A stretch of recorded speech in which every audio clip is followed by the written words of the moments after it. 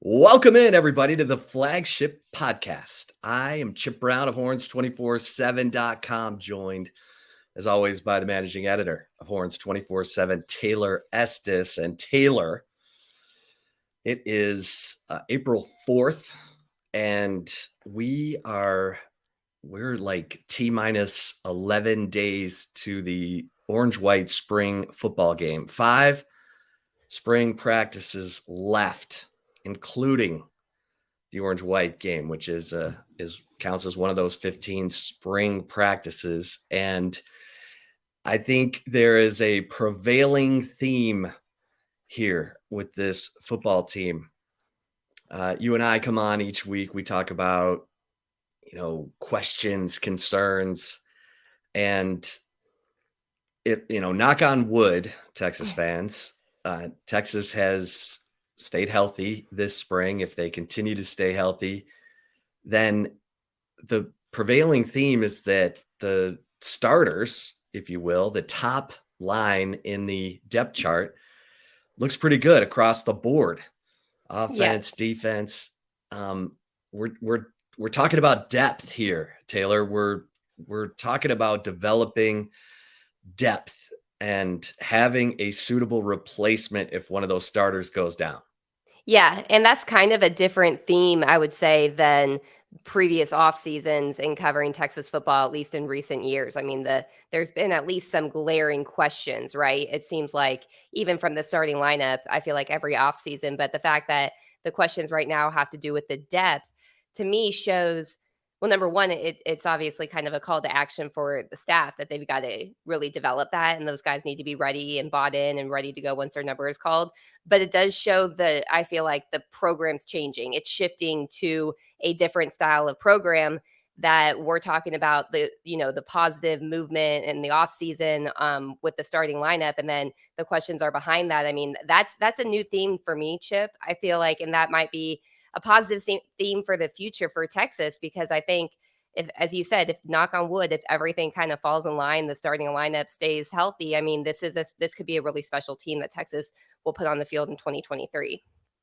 Yeah, it almost makes you feel a little uneasy to talk about that for a program that, let's face it, when you combine the record of the last 2 years, it's not great. And we're sitting here talking about Texas as if it should be contending for a conference championship, but it should be contending for a conference championship in 2023. I mean, I'm to the point of saying if they're not in the Big 12 title game, it will be a disappointment because of all the good hard work that this coaching staff has put in building this roster inside out, on the offensive line, on the defensive line, developing players like Jalen Ford.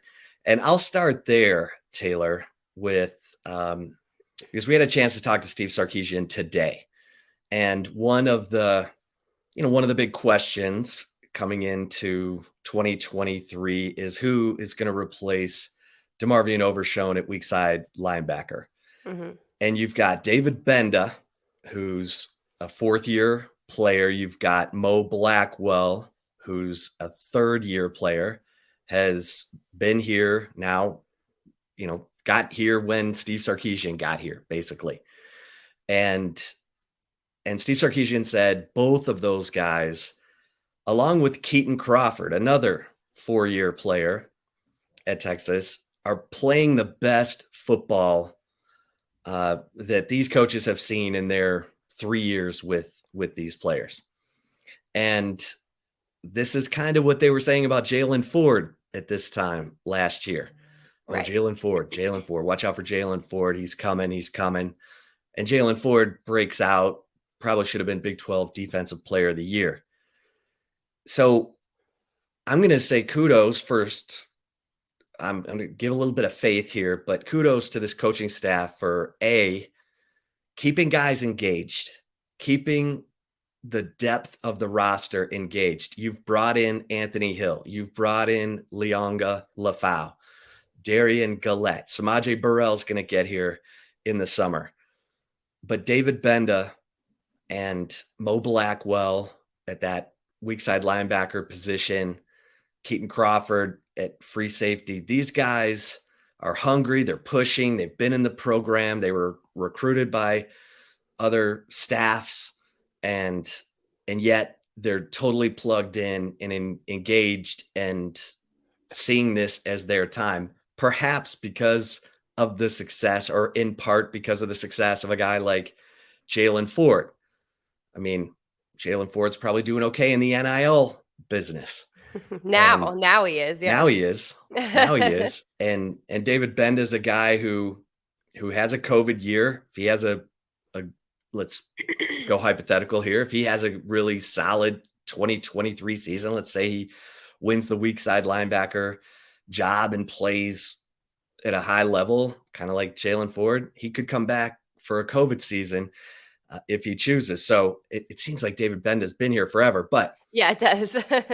but he's running with the ones, and Mo Blackwell's rotating with him with the ones at that weak side linebacker position. And so, those are three guys who, and let's be honest, Keaton Crawford is getting a lot of run right now in spring football because Jalen Catalon, the Arkansas transfer safety, is still rehabbing from his shoulder surgery. So Keaton Crawford's making the most of this opportunity.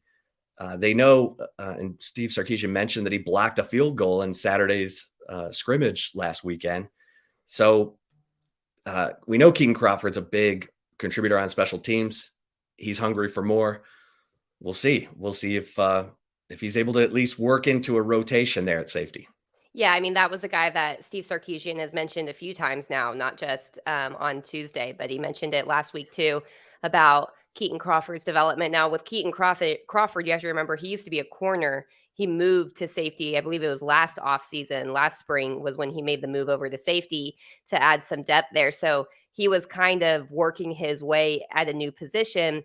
And it probably was good for him to have a guy like Anthony Cook ahead of him a little bit so he could kind of learn from him, a guy who also was a former corner, then moved to nickel before he moved to safety. And so, it seems like Steve Sarkisian is not the type of coach that's going to talk openly about these type of players if they're not really showing out. He would probably avoid talking about a specific guy if they weren't really stepping up and making plays like Keaton Crawford seems to be in practice. And so that's huge because Anthony Cook, say what you will about Anthony Cook, he was a guy that played a lot of football for Texas, and it's really difficult to replace experience. It's not as difficult, I think, to replace talent because Texas, they recruit at such a high level. They get some very, very high talented, high ceiling type of players, but experience is not something you can teach. It's learned. And so I feel like this is a good sign that Keaton Crawford or anybody at that safety playing alongside Jaron Thompson is being mentioned by Steve Sarkisian, because replacing that type of experience, that veteran playmaking type of experience that Anthony Cook had that Texas lost when he left last season, is kind of left a little bit of a gaping hole. But now is Keaton Crawford's time. And you're right. You bring up a good point with Jalen Catalon still on the mend from that shoulder injury that he suffered at Arkansas. I mean, this is a prime opportunity for him, and it sounds like he's taking advantage of it, which is huge, and that's really big for the secondary. Well, and I'll give you an example of what you just said about Steve Sarkisian not just blowing smoke up a player's skirt for the sake of, chatter. Mm-hmm. He was asked about Michael Taff and Jett Bush, and if they're making any kind of noise. And he said, not yet, and just left it at that. So,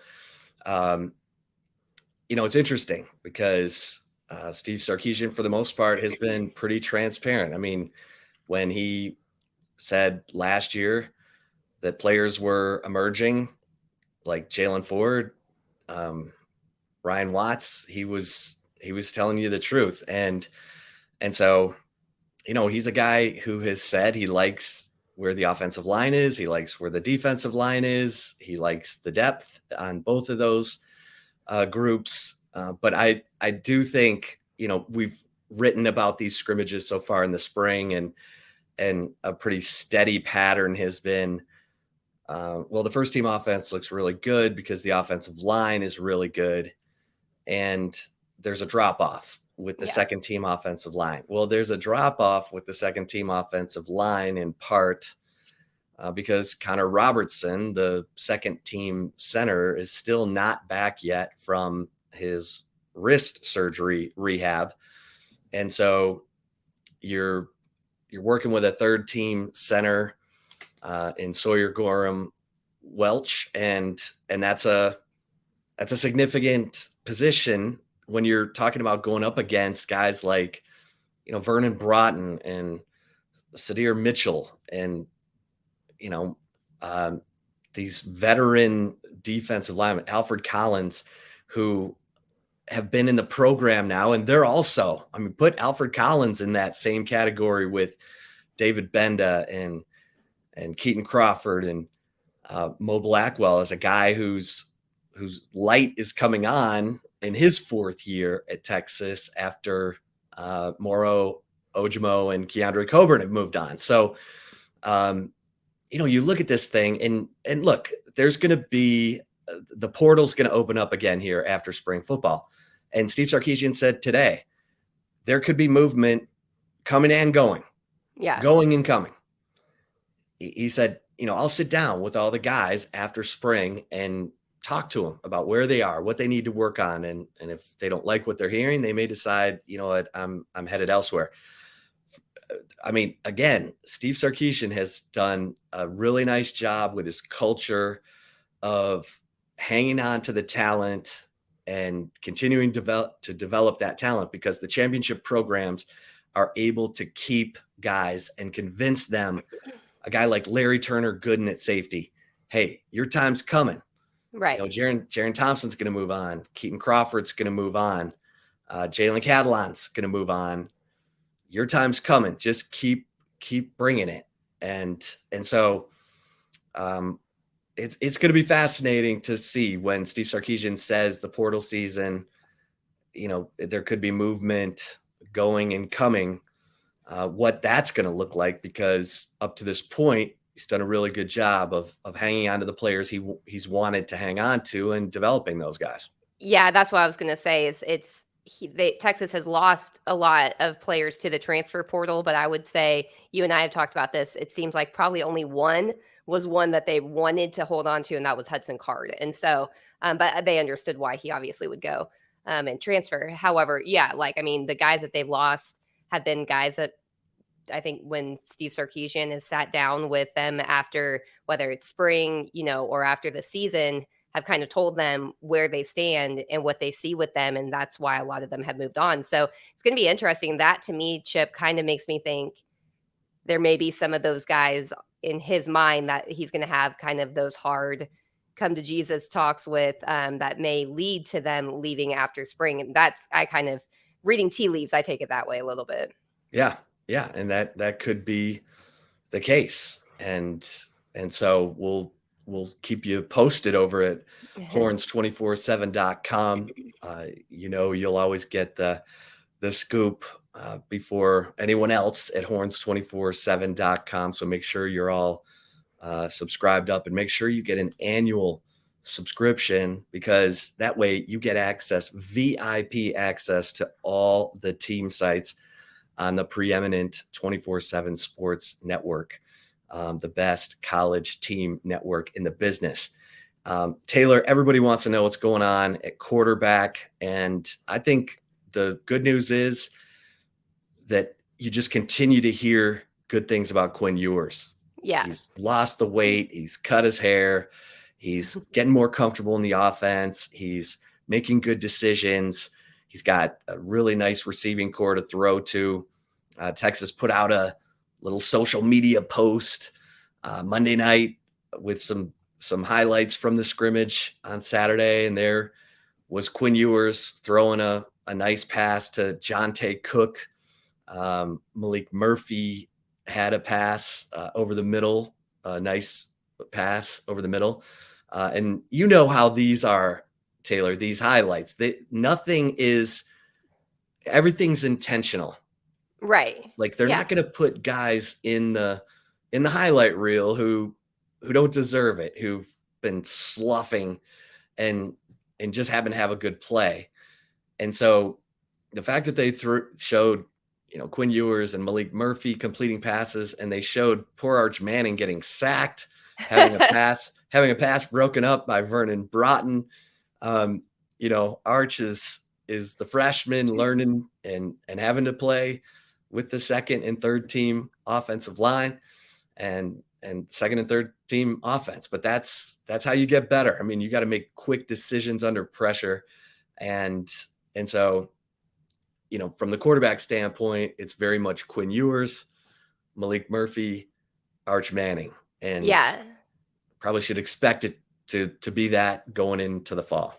Yeah, I had a source who was out at the scrimmage on Saturday, and one of the first things they told me was, yeah, it's pretty obvious that Arch Manning is the third string quarterback. Like there was this source had, was curious where the quarterback battle was.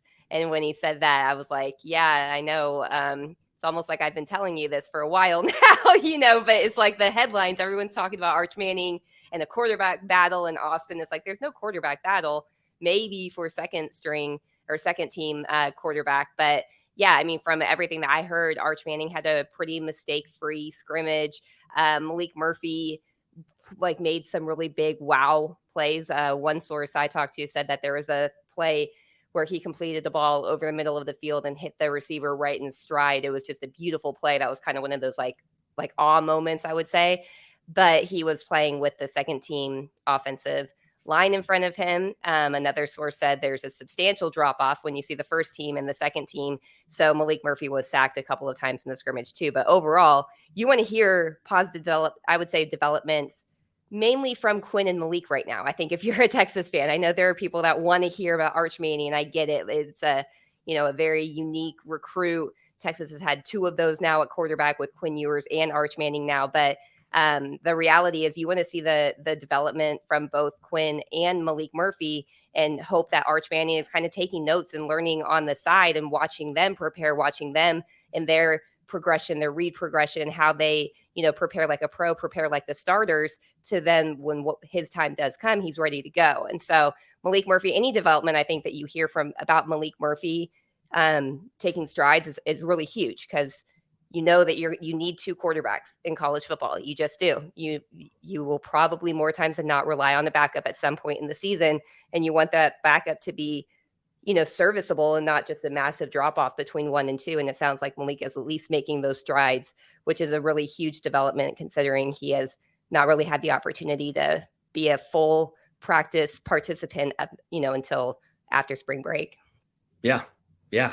And so there's the quarterback situation. The running back situation is, we've talked about it. It's not ideal in that Jonathan Brooks is still working his way back from the hernia surgery. So it's been a great opportunity for Jaden Blue, for Cedric Baxter Jr., and for Savion Red. And Savion Red, because Keelan Robinson has also been limited with muscle strain.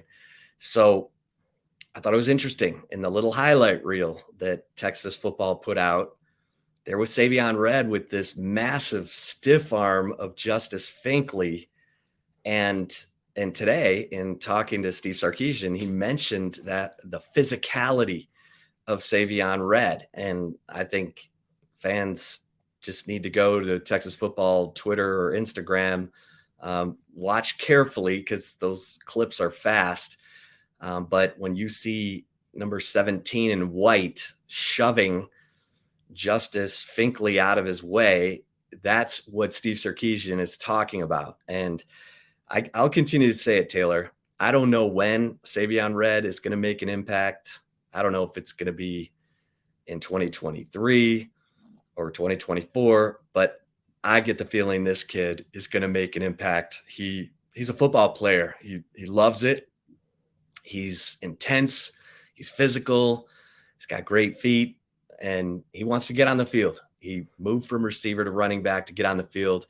And this kid's got he's got some it factor quality to him. I haven't talked to Tashard Choice about all the technique and the details of just how far Savion Red has to go, but I do know that this kid is not going to shy away from contact on blitz pickup, which is something that Bijan Robinson had to learn. He wasn't crazy about, taking on a charging middle linebacker.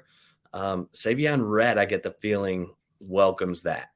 Yeah. Well, and he's probably more built for it too. If you look at him, I mean, I know I've told this story before, but last fall camp, Chip was like, why is 17 like with the offense? That looks like a linebacker, and he was playing receiver at that point. But he's built more like he's more like stout of a build. I kind of feel like, and I mean, I feel like in a sense, I'd be very curious if he turns into kind of a more utilized Keelan Robinson in the future. I'm not saying this season, but a guy that isn't afraid of contact, a guy that's going to step in and in pass protection, and a guy that can catch the ball out of the backfield too, in addition to carrying it. I mean, this could be a guy that's a little bit of a Swiss Army knife, I would say, for the Texas offense, just because his build, I think, and his skill set allows him to be. It's not putting him in a position to where he's not going to be able to do it, or he's going to have to really learn to be physical or learn to take on, as you said, a charging middle linebacker. I feel like he's more established and ready to do that. And now, as you said, will it happen this year? I don't know, but it's going to be interesting to see his development in the future. I totally agree with you, because I think this guy could be a special weapon in a variety of ways for Texas. And, maybe not in 2023, but 2024, maybe. Yeah. And then, receiver, we've talked a lot about, Xavier Worthy and Jordan Whittington and then Jonte Cook and DeAndre Moore and A.D. Mitchell, the Georgia transfer. And meanwhile, Casey Kane is quietly having a rock solid spring and was impressive in I've heard he's been impressive in all the scrimmage work. I think the fire's been lit. He knows that the competition has increased, that he's fighting to keep his playing time. And, Isaiah Nayer is not all the way back yet. He will be, when we get to fall camp. But kudos to Casey Kane. Sounds like he has totally engaged in the battle and is having a heck of a spring. Yeah, and that's huge too, because I mean, obviously, receiver was a question or a bit of an issue for Texas last season, and that's a guy, I think, a good example of a guy who, they're adding talent. They're going even to the transfer portal to add guys to the receiver room, and he seems to be answering understands, that he doesn't want to be one of these guys that could get overlooked or passed over for these other talent. And you want I feel like you really want receivers to be competitive with each other, right? Because I mean, there's only one ball, obviously, and you just want a lot of competition, I think, in that room. I'm not sure there was much last season, Chip, because with Steve Sarkisian saying that, telling us that Xavier Worthy played the second half of the season with a broken bone in his hand, and yet he still felt like he was the best option there. That shows there wasn't enough competition, not enough depth in that room. Adding these type of guys, especially a guy like A.D. Mitchell from Georgia, who has, made plays at the highest level at the biggest stage in college football. I think you're hoping then for a guy like Casey Kane to really take that next step. And also like a guy like Jaden Alexis. I mean, we haven't really talked much about him. I saw him, the first day of spring practice when we were allowed out there, and he made some good plays. But when you're continuing to add this type of like veteran talent to a room, you want the guys that are already in the room to answer the call. Sounds like Casey Kane is, but that makes me wonder too then, Chip, where's Brennan Thompson in this mix? I mean, him, I know we've talked about going to be out because he's focusing on track, but this is a time where that kid could get overlooked, I think, quickly. Yeah, no doubt about it. I mean, and Steve Sarkisian said that it's tricky when you have dual sport athletes, but Brennan Thompson loves track. He feels like he's going to be able to always use his speed as a carrot for the coaches. You can't find that kind of speed everywhere. And so you're right. Brennan Thompson, I mean, he's going to be added to the mix along with Isaiah Nair in fall camp. And you just wonder how they're going to keep everyone happy. But that's, again, you go hire Chris Jackson from the NFL as your receivers coach. He's got to be the one to convince these players that, hey, you're getting developed here. Your time is coming. But I'm really intrigued to see if Steve Sarkisian is going to employ more of a rotation at receiver, because we didn't see that a ton last year. Like you just said, I mean, Xavier Worthy was out there with a broken bone in his hand. And maybe it's because, the Jaden Alexises of the world weren't far enough along. And Steve Sarkisian definitely has guys, types, speed, that he wants in the slot and that he wants out at Z receiver. And so even though Sarkisian will absolutely lose his mind if you try and pigeonhole a receiver as an X, a slot, or a Z, because his receivers can do it all or they won't be on the field. So that's where the this spring really gets interesting. How quickly, because what we're hearing is Jonte Cook and DeAndre Moore are picking things up really quickly, like Xavier Worthy. Xavier Worthy came in the summer. He wasn't even an early enrollee, and boom, he was a day one starter, had set all the freshman records. He totally got it. He got the concepts. He got everything he needed to convince the coaches that he could handle it. Well, we're hearing the same thing about Jonte Cook and DeAndre Moore, and those two are some smooth receivers. I mean, I gotta say, this coaching staff is from the outside looking in, has done an unbelievable job in recruiting since that 5-7 season. I mean, it's been sustained momentum, and they gotta win to keep that momentum going. Yeah. I mean, you're talking about two true freshmen that were top 100 prospects coming out of high school. You're right. I mean, the staff has done a really, really good job. I think far better than most people. If you take the name off of the team, right, and you were just to say, oh, this team went 5-7 with a brand new coach, people questioning if the coach is the right guy for the job. How do you think recruiting went the following 2 years? People would be like, oh man, he's got an uphill battle, but he has, and they've answered. And this is huge. I mean, you've got to sustain it too. You can't just have one good recruiting class. You can't just have 2 even good recruiting classes. You need to stack those ones. And Steve Sarkisian understands that. A lot of the staff understands. I mean, these are guys that have coached at top SEC programs, coach all over the country. Some guys have coached in the NFL. They understand that you have to continue to build and not just develop the guys that you have on the roster, but be looking at what type of guys you want to bring in to develop for the future too. And they've done an exceptional job. I think Kyle Flood probably has done the best, arguably, I would say. I mean, my goodness, he said he never relied on 2 true freshmen in his career, and he had to do it, and they played really well, in the 2022 season. That's a prime example of the type of development that these coaches have brought to Texas, and they're able, the more these type of guys get on the field, the more it's going to help the future of recruiting too, because they have an example. They're not selling an idea.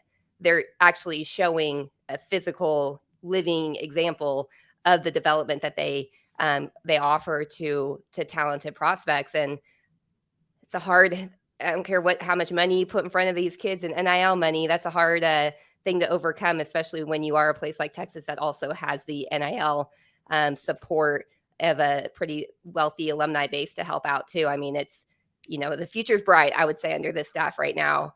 And the expectations are going to come with that bright future. And I think it's going to start this year, because I agree with you, Chip. I think if it's a Big 12 title, if they don't make the Big 12 title game, I feel like that's going to be a disappointment, as long as there's not like some devastating type of injuries across the board. Like, I think that you have to give some sort of leeway when substantial injuries happen, especially at key positions. So barring something like that happening, if Texas isn't in the Big 12 title game, I think it's going to be a letdown for the staff and the team. But I still think the future's really bright. I don't know. This is it's a different program that we're covering.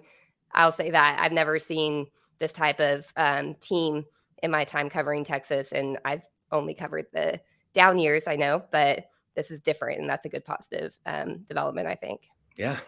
Yeah. I mean, we've talked about it. Even the 09 team that went to the national championship, their leading rusher that year was Trey Newton, who ran for about 550 yards, ended up leaving football a year later because of concussions. The offensive line, no, outside of, Tony Hills was already gone, no draft picks. Gone. Yeah. So, I'm not trying to get everybody all lathered up here, but there's a lot of promise. Let's put it that way. Yeah. Change is in the air here in Austin, I'd say. Yeah. I mean, elite level talent, top running back in the nation, Cedric Baxter Jr. After having the top running back in the nation and Bijan Robinson, Jonte Cook, top receiver in the nation in the 2023 class, Malik Muhammad, top corner in the nation in the 2023 class. I mean, you start Arch Manning, top quarterback in the nation, top player in the nation. You start, pulling in recruiting classes like that. Those guys develop a bond with each other, and they want to see it through together. So far so good, because that's the kind of culture that we're hearing for Steve Sarkisian. All right. Wow. That's a lot of Kool-Aid. That's a lot of Kool-Aid. That's a lot of Kool-Aid. I feel normally uneasy. We're called haters, right? Normally it's you guys are haters. You hate Texas. Hey, it's like and we're not trying to set up anybody for the okie doke here. I mean, I've been at this for a while. Taylor's got a healthy skepticism and cynicism already in her jaded journalist. right. We always joke about being the jaded, trying to look out for the Texas fan base so that they don't get that whiplash of having these great expectations and then having it all, have a piano drop on their heads. But Taylor, before we get to love it or leave it real quick on Texas baseball, they had the 15-game winning streak with some well-scheduled lesser opponents after that start against SEC competition when Texas went 0-3 against Arkansas, Vanderbilt, and Missouri. And then they were 4-7, and then boom, they played a bunch of Mercers and Manhattans and North Dakota States and piled up the wins, but it worked. They built their confidence as a team. They swept Texas Tech, and then they went on the road to Oklahoma State and they won game 1. Lucas Gordon's been fantastic. They lose game 2. I don't know if you pronounce it Jaron or Jaron, but Jaron Watts Brown for Oklahoma State, 12 strikeouts. The guy was locked in, 8 innings, 3 hits. They ran into a red hot pitcher. Then in game 3, this is the one that you got to kind of focus in on. They had the lead going into the bottom of the 9th, and they were up 3-2. They bring in Zane Morehouse, who was a starter, moved to the closer role in mid-March, and he suffers his first blown save of the season. So you got to watch that. You got to see how Zane Morehouse responds to that, because he got a line out for out number 1, and then he walked a couple batters. He gave up a single, then he walked a couple batters, then he threw a wild pitch that allowed a runner to score, and then he gave up an RBI walk-off single that ended the game. So not bad. I mean, it was bad that they blew the save, but they were in position to take 2 out of 3 on the road at Oklahoma State. Oklahoma State got first place votes, picked right behind TCU to win the Big 12 this year. So Texas still showing some positive results, but you got to keep getting better. And Zane Morehouse had been a plus for them. And then now it happens to everybody. It happens to every closer, but you just want to watch and see how he responds to that, because they did take him out of the starting rotation to move him into that closer role when Chris Stewart wasn't able to, kind of settle in and really command that closer role. So just something to keep an eye on. All right, Taylor, are you ready for some love it or leave it? I am. Before we get, to love it or leave it, we're going to take a really quick break, but stay tuned. We have more football talk coming up. We'll be right back. And if you're watching us on the Horns 24/7 YouTube channel, we will continue on here. All right, Chip, my first love it or leave it for you. Ready? I'm ready. I already got it on screen, so you better be ready. Love it or leave it. You are ready to add cornerback Malik Muhammad to your list of true freshmen who will make an immediate impact in 2023. I'll tell you what, Taylor. I mean, there's a lot of competition at that field corner position, where, you've got Gavin Holmes, the Wake Forest transfer. You got Terrence Brooks. You've got Malik Muhammad, but I'll tell you what, in Xavion Bryce, remember Austin Jordan has moved to nickel. He's backing up Jahdae Barron while Jalen Gilbo continues to rehab from offseason knee surgery. But Malik Muhammad, I keep hearing this guy is around the ball. And so I'm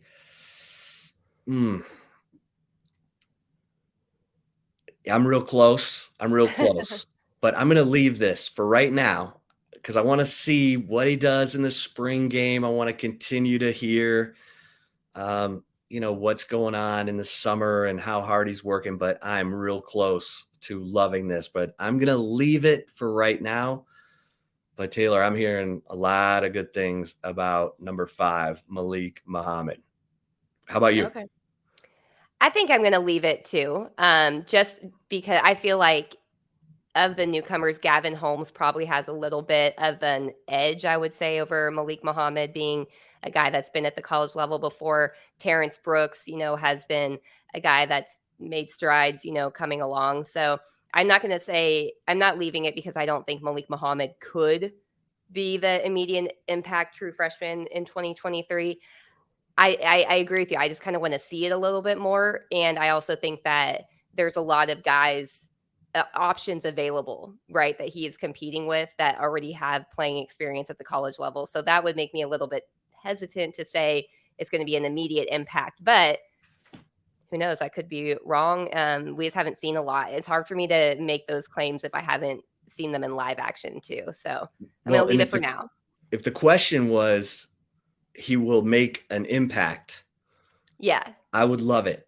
This kid is going to be a star. The question is he going to be a star in 2023? Right. He may well be, but right now I just want to see a little more. And so, all right, love it or leave it, number 2. Second one, love it or leave it. No matter what Jaden Blue and Cedric Baxter get accomplished this spring, the running back position battle won't start until Jonathan Brooks is fully cleared for fall camp. I mean, I'm going to love this. It's not Jaden Blue and Cedric Baxter don't want to hear this, but I think Jonathan Brooks has been in the program. He learned from Bijan Robinson and Roschon Johnson. And I think he's going to have something to say when he's fully cleared and in fall camp. And so I'm going to love this. And that's not to say that Jaden Blue and CJ Baxter haven't done some good things, because you continue to hear good things about Jaden Blue. He's explosive, especially on the perimeter. He's really good catching the football and making things happen. CJ Baxter, more of that pounder up the middle. And if you watch the highlights on that little clip that Texas football put out on social media, you saw BJ Allen force a fumble by CJ Baxter. But then they came back with a highlight of CJ Baxter with a really good cutback run in between the tackles. So, there was a good play. They wanted to give some sugar to BJ Allen. but they also didn't want you to think, oh man, that was CJ Baxter fumbling the ball. Yeah. So they gave him a good play too, because he has had a really good spring. But anyway, yeah. I'm rambling, but I will love this. Taylor, how about you? Yeah, I'm going to love it too. And I agree. It's not necessarily a knock at all on Jaden Blue or Cedric Baxter. I think that Jonathan Brooks has earned himself an opportunity to be the lead guy. And I think that the staff would probably agree with that. Just because, I mean, I know he played a lot of garbage time in some of the games in 2022, but still, I mean, this is a kid that averaged 6.6 yards per carry, had 5 rushing touchdowns, had his first 100-yard game against Kansas where I think he averaged almost 10 yards per carry in that game. I mean, he's done enough to where I feel like he should be given the opportunity to be the number one guy. And just because he's been dealing with rehabbing from a hernia surgery shouldn't set him back in that, unless the hernia itself did set him back from a play perspective, playmaking perspective.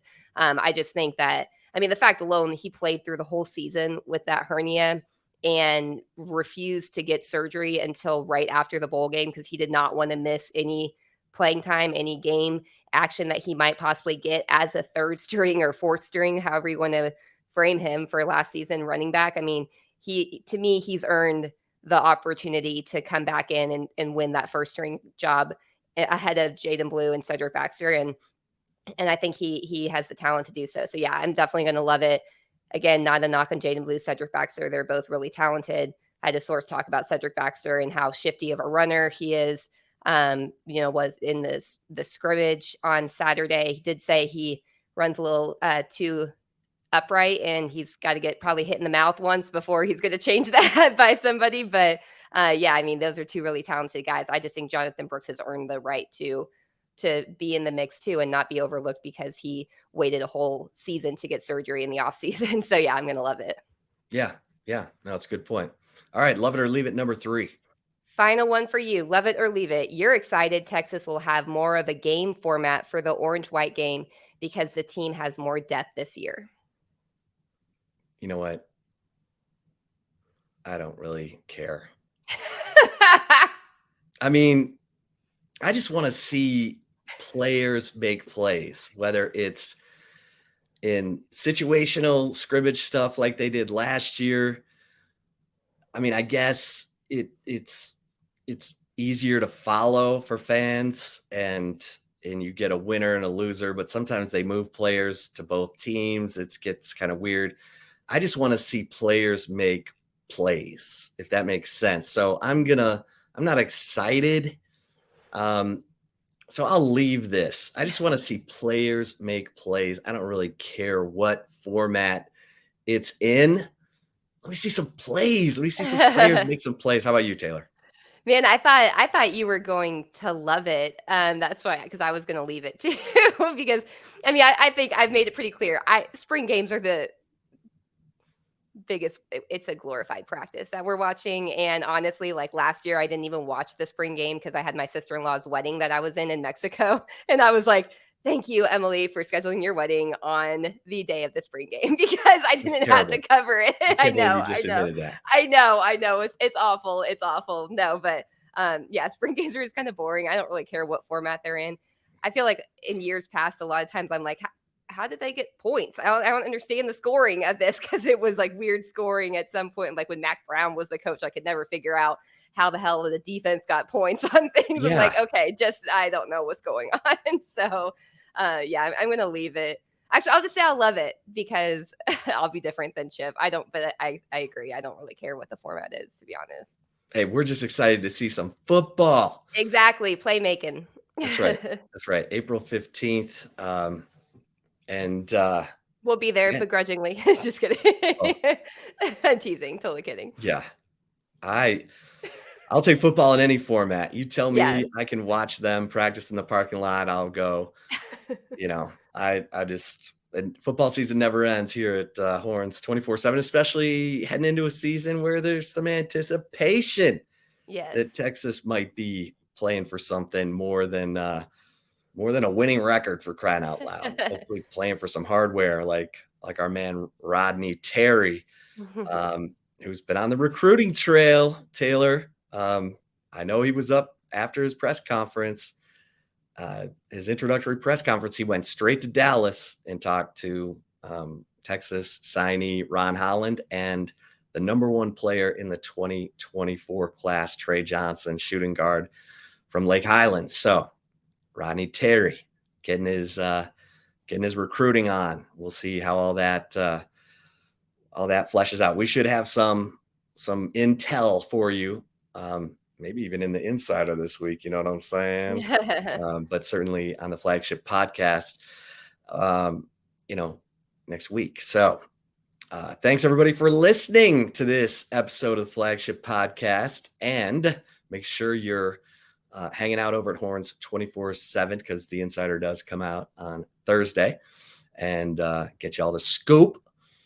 For Taylor Estes, I am Chip Brown. Until next time, we'll see you over at horns247.com. Stay safe and keep the faith.